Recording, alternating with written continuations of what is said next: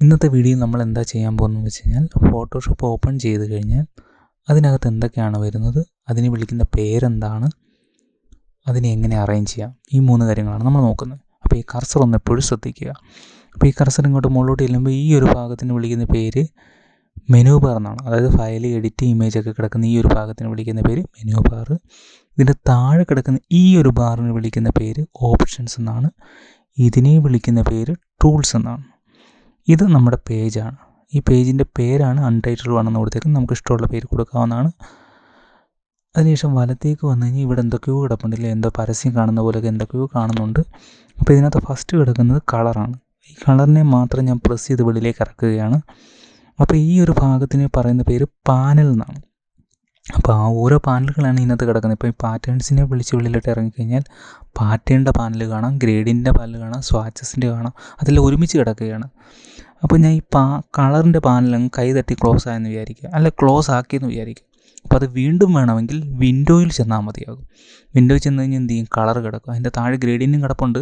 അപ്പോൾ ഈ ഇതൊക്കെ കിടക്കുന്ന ടിക്ക് കിടക്കുന്നതൊക്കെ ഓണായി കിടക്കുകയാണെന്നാണ് അതിനർത്ഥം. ഈ താഴോട്ട് ചെന്ന് കഴിഞ്ഞാൽ ടൂൾസും ഓപ്ഷൻസും ഒക്കെ കാണാം. അതൊക്കെ ഓൺ ആയിട്ടുള്ളത് കൊണ്ടാണ് ഇവിടെ കാണുന്നത്. ഇപ്പോൾ ഇതേ ക്ലിക്ക് ചെയ്ത് കഴിഞ്ഞാൽ എന്ത് ചെയ്യും, അത് ഓഫായി കഴിഞ്ഞാൽ എന്ത് ചെയ്യും, ടൂൾസ് ഓഫായി കഴിഞ്ഞാൽ വീണ്ടും പോയിട്ട് ഒന്ന് ക്ലിക്ക് ചെയ്താൽ അത് ഓൺ ആവുന്നതാണ്. അപ്പോൾ എനിക്ക് വീണ്ടും കളർ ഓൺ ആക്കിയേക്കാം. അപ്പോൾ വേറെ എന്തൊക്കെയൊക്കെയോ ഓണാക്കാനും ഓഫാക്കാനും ഒക്കെ ഉണ്ട്. അപ്പോൾ ഞാൻ എന്ത് ചെയ്തു, കളറിനെ ഓണാക്കി ഓഫാക്കി. അപ്പോൾ അത് ഇവിടെ കിടപ്പുണ്ട് കളറ്. ബാക്കിയുള്ളതൊക്കെ ഞാൻ ക്ലോസ് ചെയ്യുകയാണ്. ഗ്രേഡിയൻറ്റിനെ ഇങ്ങനെ വലിച്ചിട്ട് ക്ലോസ് ചെയ്തു. അതിനുശേഷം എന്ത് ചെയ്തു, ഈ ഒരു ബാർ എടുത്ത് ക്ലോസ് ചെയ്തു.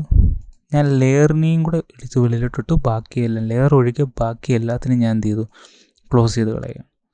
ഈ ലെയറിനെ ഞാൻ എന്ത് ചെയ്തു, ലെയറിനെയും കളറിനെ എടുത്ത് ഇതിനകത്തേക്ക് ഇടുമ്പോൾ ഒരു ബ്ലൂ പോലെ കാണിക്കും ഈ ബോക്സിനകത്തേക്ക്.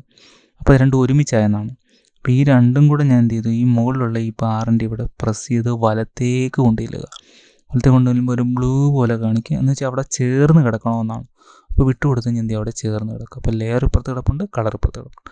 അപ്പോൾ നമുക്ക് ആവശ്യമുള്ളതൊക്കെ ഇങ്ങനെ നമുക്ക് അറേഞ്ച് ചെയ്തിടാം.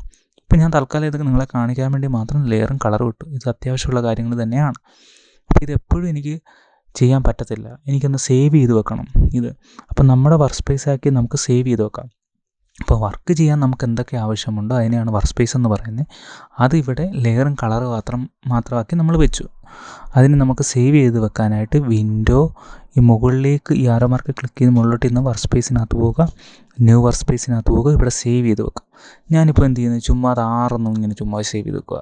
ഇഷ്ടമുള്ള പേര് കൊടുക്കാം. ഇവിടെ വേണേൽ ഷോർട്ട് കട്ടൊക്കെ നമുക്ക് ക്രിയേറ്റ് ചെയ്യാം. അതിപ്പോൾ നമുക്ക് വേണ്ട. സേവ് ക്ലിക്ക് ചെയ്യുന്നു.